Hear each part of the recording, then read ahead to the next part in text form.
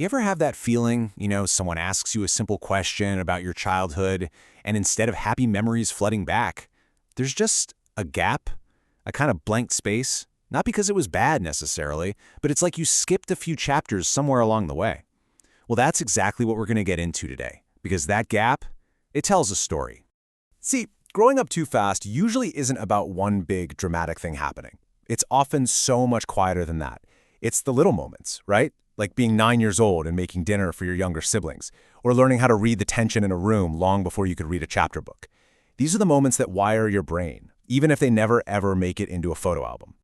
And here's the part we really need to talk about. That super responsible kid you had to be, well, they don't just pack up and leave when you turn 18. Nope, that version of you is still in the driver's seat, still making a lot of your decisions today, whether you realize it or not. Now, there's a clinical term for this. It's called parentification. But honestly, that word feels a little sterile, doesn't it? It just doesn't capture the incredible weight of it all.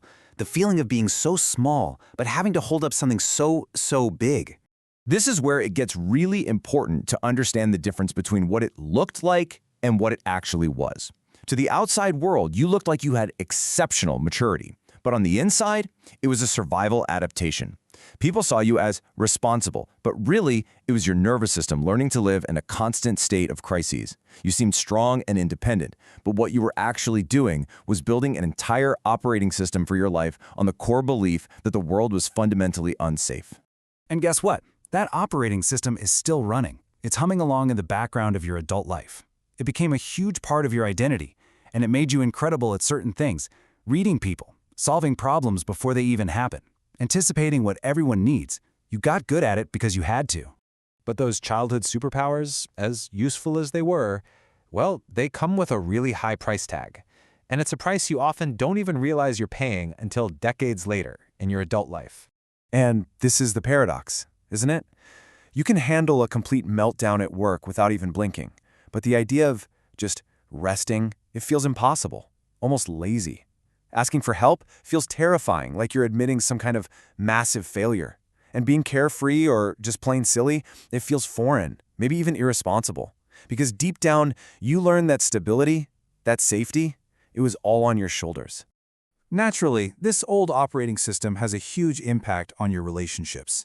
You might find yourself constantly drawn to partners who seem to need your help, people you can fix. Now, this isn't some savior complex. It's much deeper than that. It's because being needed was the first language of love you ever learned. It feels familiar. And that's why this is so powerful. Unavailable feels familiar. It feels like home. Think about that. If your home was a place where you were always the giver, where you rarely got your own needs met consistently, then a partner who is stable and consistently loving can actually feel uncomfortable. It can feel wrong. You're just waiting for the other shoe to drop. So maybe people have called you type A, or anxious, or an overthinker. But what they're seeing isn't a personality flaw. It's a primal, deep-seated need to control your environment. You run through every possible scenario for every tiny decision because you learned at a very young age that unpredictability could lead to chaos. Control was survival. And let's just talk about the exhaustion for a second. That deep in your bones kind of tired that a full 8 hours of sleep just can't seem to fix. That's not in your head. That is the very real physical result of having a nervous system that has been on high alert since you were a kid. Your body literally never got the memo that it was safe to power down. This is also why so many people with this background have such a complicated relationship with success. You can achieve amazing things, you can hit every goal, but it never really feels like enough, does it?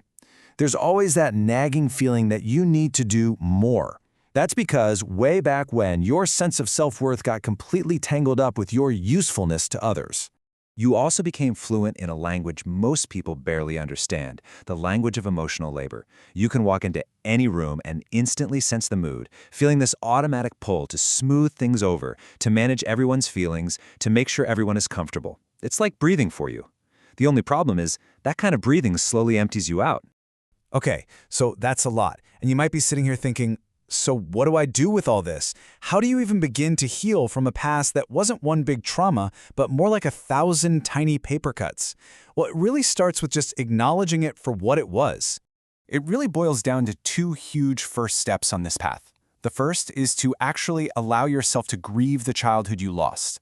And the second, which is probably the harder of the two, is to completely relearn the equation for your own self-worth. Now, grieving might sound a little dramatic, but you're grieving something very real. The carefree, messy, playful childhood that you deserved but didn't get to have.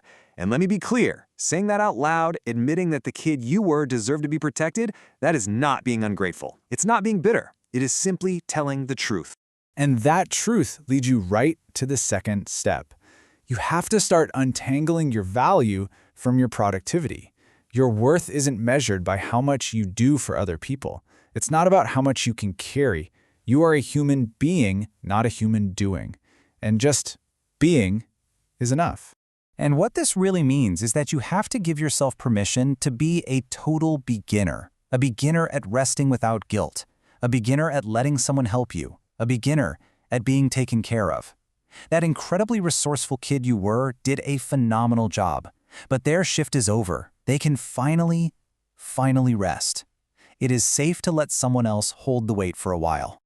So, I just want to leave you with this one question to think about. You have been holding on so tightly to everything and everyone for so long. Just for a moment, what would it actually feel like to finally let go? If any of this hit home for you today, if it resonated in some way, we would be so grateful if you'd subscribe to our channel and become part of this community.